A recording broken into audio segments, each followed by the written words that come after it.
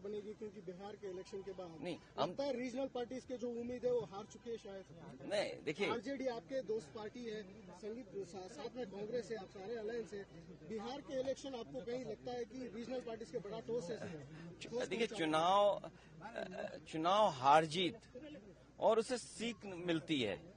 आप पॉपुलर हो सकते हैं, आपको वोट ज्यादा मिलेगा, लेकिन बीजेपी की जो मशीनरी है, बीजेपी का जो काम करने का तरीका है, बीजेपी जिन इश्यूज को लेकर के ग्रास रूट तक जाते हैं। मान लीजिए उन्होंने अब ये कहना शुरू किया है कि महिलाओं ने बहुत उन्हें वोट दिया है, विमेन वोट ज्यादा मिला है उनको, ये तो बताया जा सकता है, लेकिन आप 10,000 रुपए कब तक देंगे?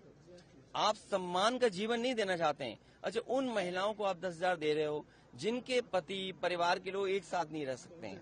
देखिए, दुख की बात यह है कि बिहार यूपी वो स्टेट है जहाँ के सबसे ज्यादा लोग बाहर जाते हैं, वो अपने परिवार को छोड़ के जाते हैं। परिवार के साथ परिवार की तरह रहें, उसके लिए सरकार काम नहीं कर रही है। बस 10,000 रुपए देकर के वोट ले लिया, बाद में जैसे और स्टेटों में इन्होंने किया है कि नंबर्स कम कर देना है, बाद में नियम बना देंगे, रूल्स बना देंगे, बाद में पता लगा कि उतनी हमारी माता बहनों को मदद नहीं मिल रही। सेम महाराष्ट्र में और किसी स्टेट में इसी तरह का काम होता है। आप कैसे रीड करते हैं सर, क्योंकि काफी सालों से आप पॉलिटिक्स को देखते जा रहे हैं, बीजेपी का इस बेहतरीन विन कहा जा रहा है उनके तरफ से, इंडिया का बेहतरीन विन जेडीयू को, आप कैसे देखते हैं सर? नहीं, इतना सीट जीते हैं, 202 डबल सेंचुरी, हजम नहीं हो रहा।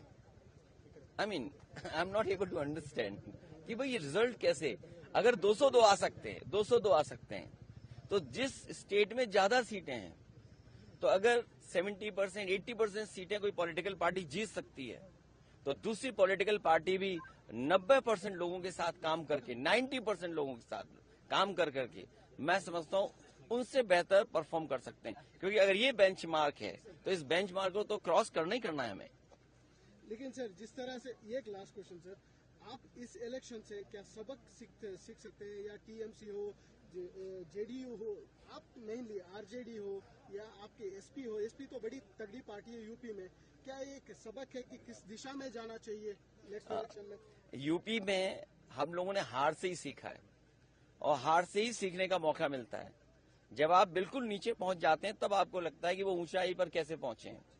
हम हारे थे, मुझे याद है हमें 5 सीट मिली थी, मैं सरकार नहीं बना पाया, और उसके बाद डबल इंजन, उन दोनों डबल इंजनों को हमने हराया, और ऐसी ऐसी सीटें वो हारे हैं अभी भी शायद वो कल्पना नहीं कर सकते।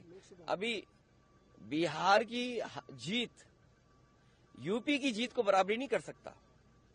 यूपी की जीत अलग जीत है, बिहार की जीत अलग जीत है।